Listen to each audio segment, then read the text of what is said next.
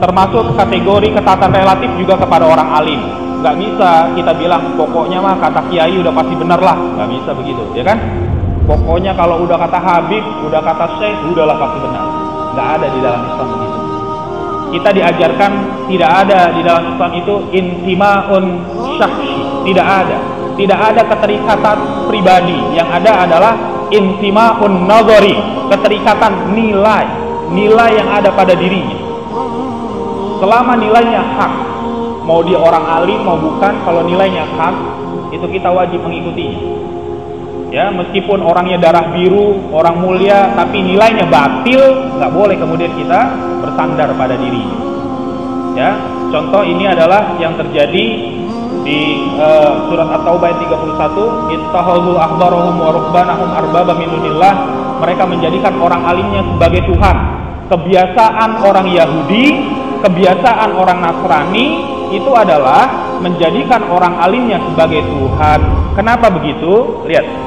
Karena orang Yahudi dan Nasrani mereka menganggap bahwa orang-orang alim mereka itu adalah orang-orang suci, perwakilan Tuhan. Gitu ya. Ini perwakilan Tuhan. Jadi mereka adalah orang suci. Pokoknya apapun perkataannya harus diikuti meskipun bertentangan dengan kitabnya. Padahal di dalam Islam tidak ada manusia yang maksum kecuali Rasulullah SAW, ya kan? Mau kiai, mau ustadz, mau ulama, nggak ada yang maksum. Kalau salah ya salah, gitu. Jadi maka dilihat, jangan jubahnya yang dilihat, jangan gelarnya, jangan atribut macam-macam. Lihat perkataannya, itu bisa dipertanggungjawabkan nggak perkataannya? Kalau kemudian apa yang dia sampaikan tidak mampu dipertanggungjawabkan secara benar, maka di situ kaum muslimin wajib punya sikap yang jelas. Ya, di sini kaum muslimin banyak terjebak yang namanya dengan taklid, mengekor membabi buta, karena terikat pada figurnya. Jadi kalau figur orang alimnya dihina, marahnya bukan main. Tapi kalau Islam dihina, dia nggak marah, biasa aja, nggak bangkit pembelaannya, karena pembelaannya pembelaan figuritas. Nah, di dalam Islam tidak ada pola-pola seperti itu. Ya, bahwa keterikatan kita itu kepada nilai, bahwa Rasulullah SAW boleh meninggal, tapi nilai yang dibawa oleh Rasul tidak akan pernah mati. Nilainya akan terus hidup di dalam kehidupan kaum muslimin. Ya, akan terus dibawa oleh orang-orang yang mau mengikutinya. Pribadi Rasulullah SAW hilang, sudah tidak ada dari hadapan kita, tapi nilainya akan terus dilestarikan oleh siapa saja yang mau mengikuti dan menjalankannya. Ya, karena tidak ada manusia yang maksum terpelihara dari kesalahan kecuali Rasulullah SAW. Maka tidak boleh seorang mengikuti orang alimnya secara membabi buta, ya, mengekor membabi buta tanpa dilihat lagi apakah fatwanya benar atau tidak. Ya, jadi banyak orang alim ngaco, banyak, kalau tak aneh. Saya mau kasih contoh.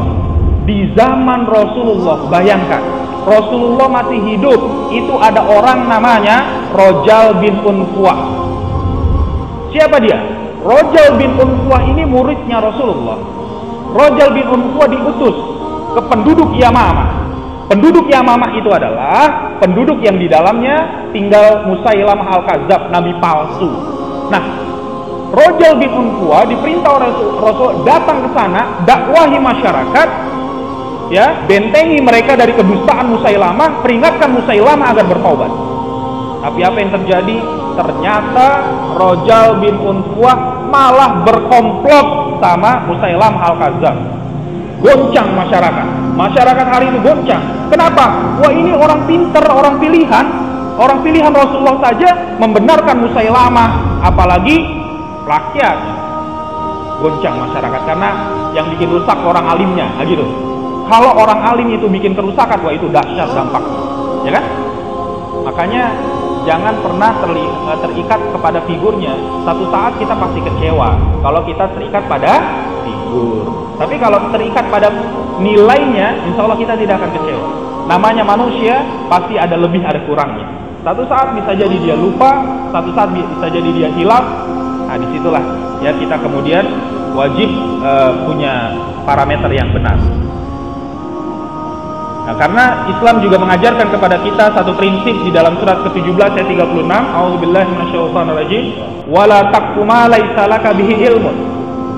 Jangan kamu ikuti sesuatu yang kamu tidak tahu ilmunya. Wala takfu.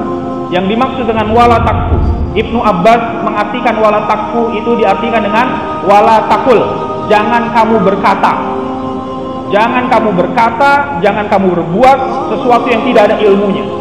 Ilmunya itu adalah apa yang ada dalam kitabullah dan sunnatul rasul. Nggak boleh sembarangan berbuat, tidak boleh sembarangan berbicara tanpa kamu tahu ilmunya.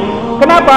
Karena inna sam'a wal absara wal fu'ada kullu ulaika kana anhu mas'ula. Karena pendengaran, penglihatan dan hati kita akan diminta pertanggungjawaban.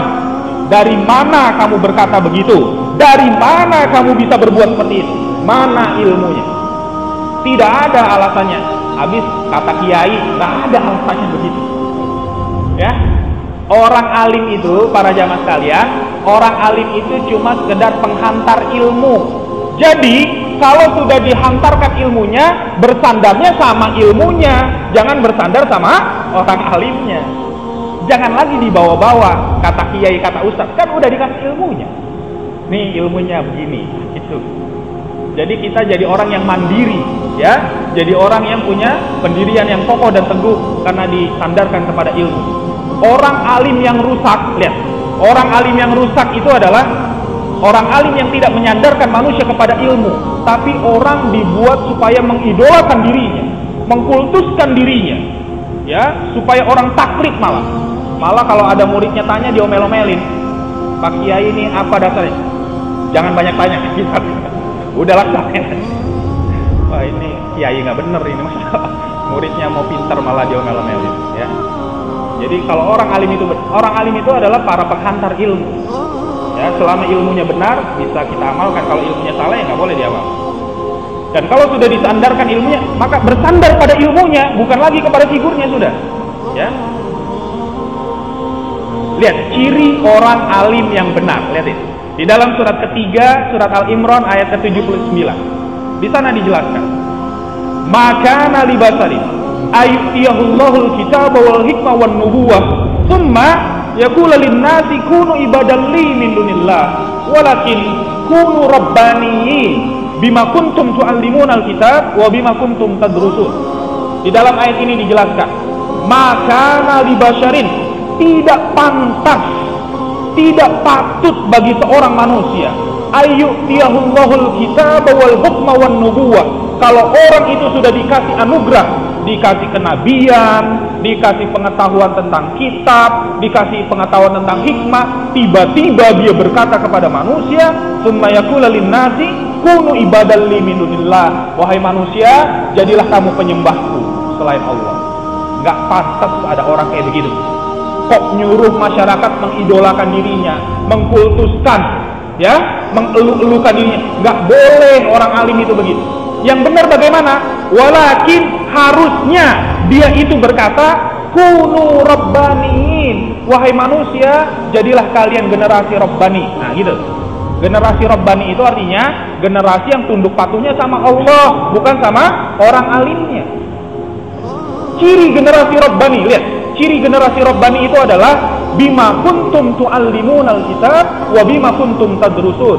Yaitu generasi yang selalu belajar dan mengajarkan kitab. Ciri generasi rabbani itu adalah mereka selalu belajar dan mengajarkan kitab. Artinya apa? Sibuk bersandar dengan ilmu, bukan bersandar dengan figurnya. Itu ciri generasi rabbani. Dan orang alim itu harus menyandarkan manusia kepada Allah, bukan kepada pribadi. Dan ini kalau kita lihat di masyarakat banyak orang yang mempertuhankan orang alim, ya. Dan ini juga contoh bagaimana cara Rasulullah mendidik para sahabat. Lihat. Qul, katakanlah Muhammad, hadhihi sabili. Kasih tahu sama manusia, hadhihi sabili. Inilah jalan agamaku, ini prinsip hidupku. Ad'u ilallah, yaitu jalan yang mengajak manusia kepada Allah ala basiratin, di atas hujjah yang nyata. Ana wa man ittaba'ani, aku dan orang-orang yang mengikutiku berada di atas jalan itu. Wa subhanallahi wa ma'ana minal musyrikin. Maha suci Allah, aku bukan orang musyrik. Lihat, Rasulullah saja mengajak manusia ala basiratin, di atas hujjah, di atas dalil, di atas ilmu, di atas argumentasi. Rasul saja mengajak manusia kepada Allah dengan keterangan-keterangan yang nyata, pakai ilmu gitu. Manusia diajak kepada Allah itu dengan ada basiratin, dengan hujjah, dengan ilmu yang bisa dipertanggungjawabkan. Itu Rasul. Maka apalagi kita, nggak boleh memerintahkan orang sekedar melaksanakan tanpa kita berikan ilmunya. Ya, itu adalah sebuah kedustaan dan kesesatan.